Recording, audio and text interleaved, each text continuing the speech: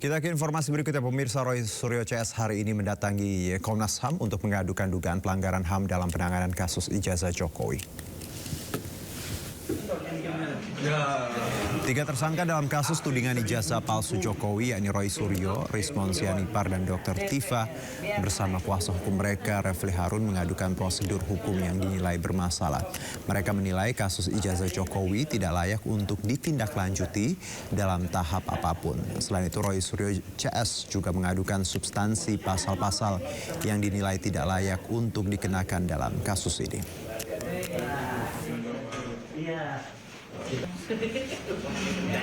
Yang termasuk yang di-highlight adalah ketika status kami naik menjadi tersangka, kemudian kami kena cekal, kemudian kami kena wajib lapor. Itu adalah pelanggaran hak asasi manusia yang luar biasa berat. Ya, dan kami tadi menyampaikan bahwa ini buktinya, kalau kami itu ketika melakukan penelitian, itu adalah resmi diminta oleh TPUA waktu itu, selaku saksi. Ya, selaku ahli. Dan saksi atau ahli itu berdasarkan Undang-Undang Perlindungan Saksi dan Korban itu memang tidak boleh ditersangkakan gitu, apalagi dilakukan pelanggaran hak asasi manusia seperti kami. Tapi yang paling penting hari ini yang ingin saya sampaikan, dan ini sama sekali baru ya, tolong di highlight, adalah tadi Komnas HAM memastikan dari 2 gelar perkara yang diselenggarakan, baik di Mabes Polri maupun di Polda Metro Jaya, semuanya mencatut nama Komnas HAM. Sekali lagi saya ulangi, semuanya mencatut nama Komnas HAM. Komnas HAM tidak menyatakan atau tidak hadir, bahkan tidak setuju dengan keputusan itu. Jadi tidak ada persetujuan Komnas HAM, tapi selalu dikatakan kami sudah persetujuan Komnas HAM. Jadi sekali lagi, tadi langsung dari Bu Anies, langsung dari Pak Prabianto, Ketua dan Wakil Ketua, bahwa semua hasil kepolisian itu di luar tanggung jawab Komnas HAM. Jadi di sini kita ini segera menyampaikan kepada masyarakat, dibantu oleh media, bahwa apa yang disampaikan oleh Komnas HAM itu tolong diperhatikan baik-baik. Polda Metro dan Mabes Polri itu mencatut nama Komnas HAM sebagai kesimpulannya. Padahal Komnas HAM tidak hadir di sana dan tidak ikut menyetujui kesimpulan bahwa ijazahnya asli, kemudian itu sudah diperiksa dan lain sebagainya.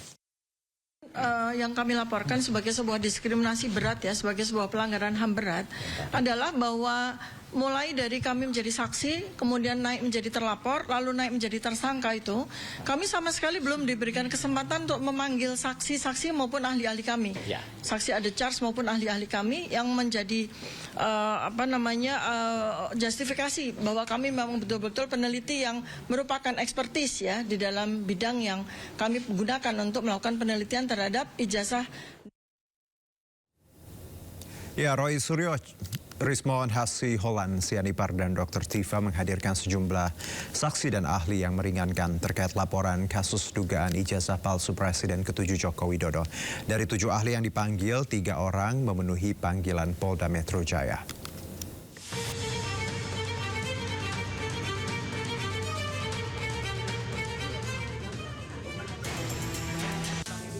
Tim kuasa hukum Roy Suryo CS mulai mengajukan saksi dan ahli meringankan dalam kasus ijazah palsu Presiden ke-7 Joko Widodo. Mereka hadir meringankan 3 tersangka, yakni Roy Suryo, Rismon Siholan Sianipar, dan Dr. Tifauziah Tiasuma alias Dr. Tifa.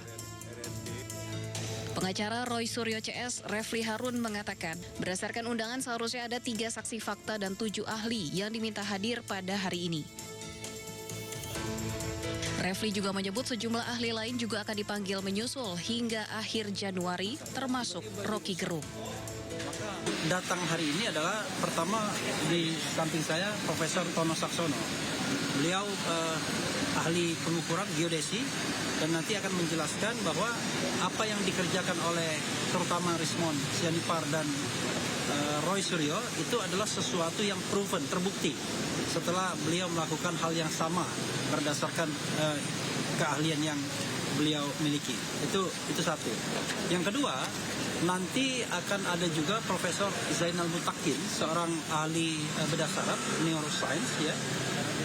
Mungkin lebih banyak akan memberikan keterangan ahli untuk Dr. Tifa, karena kita tahu Dr. Tifa banyak membuat statement-statement yang didasarkan pada ilmunya, latar belakangnya neuroscience. Dia sebut juga neuroscience, neuropolitika, dan lain sebagainya yang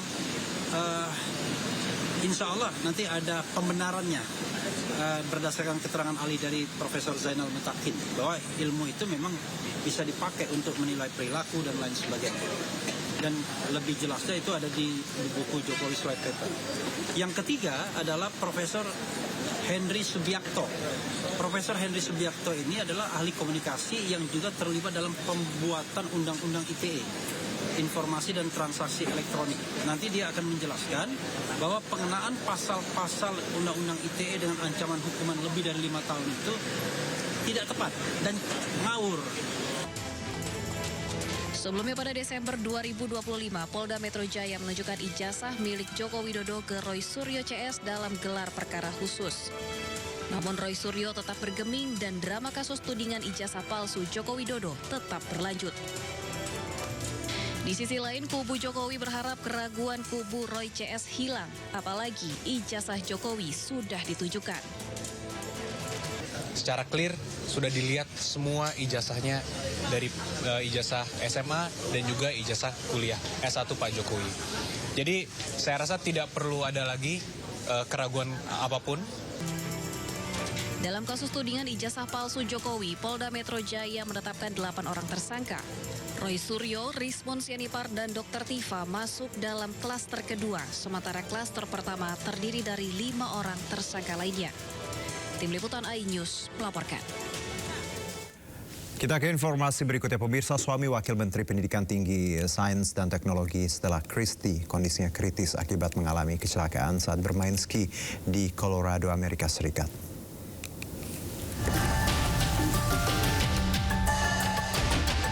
Melalui Instagram pribadinya, Wakil Menteri Pendidikan Tinggi Sains dan Teknologi atau Wamen Dikti Saintek Stella Christie mengunggah foto suaminya yang tengah terbaring di Rumah Sakit St. Mary, Grand Junction, Colorado, Amerika Serikat. Dalam keterangan resmi yang dibagikan Sekretariat Wamen Dikti Saintek, suami Stella Bartolomei Cech atau Bartek disebut mengalami cedera kritis akibat patah tulang belakang serta cedera toraks dan pecah pembuluh darah aorta. Selain itu, Bartek juga menderita sejumlah patah tulang di area wajah dan lengan. Bartek disebut telah menjalani 2 operasi besar. Stella sendiri sudah berada di Amerika Serikat setelah 40 jam menempuh perjalanan dari Jakarta ke Amerika Serikat. Stella menyebut suaminya mengalami kecelakaan saat bermain ski di Aspen, Colorado.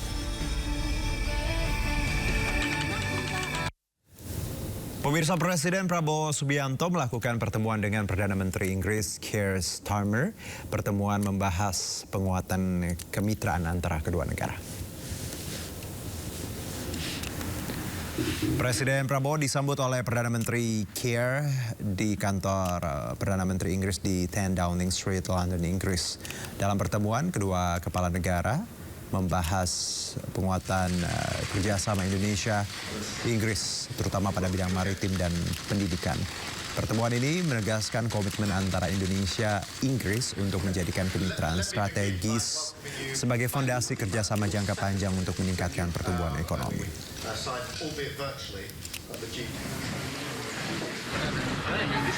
Kejadian menarik dalam pertemuan Perdana Menteri Inggris dan Presiden Prabowo di London. Larry, kucing ikonik kantor Kabinet Inggris, sempat terlihat melintas di area pertemuan. Nah, ini ketika Larry melintas, pemirsa, kehadiran Larry ini dikenal sebagai pemburu tikus di kantor Kabinet, menambah warna tersendiri dalam agenda kenegaraan dan syarat makna diplomatik. Kunjungan Presiden Prabowo ke Inggris, ya ini Larry nih, Larry the cat ya, merupakan bagian dari upaya memperkuat hubungan bilateral antara Indonesia dan Inggris. Kalau di Indo ada Bobby, di Inggris ada Larry.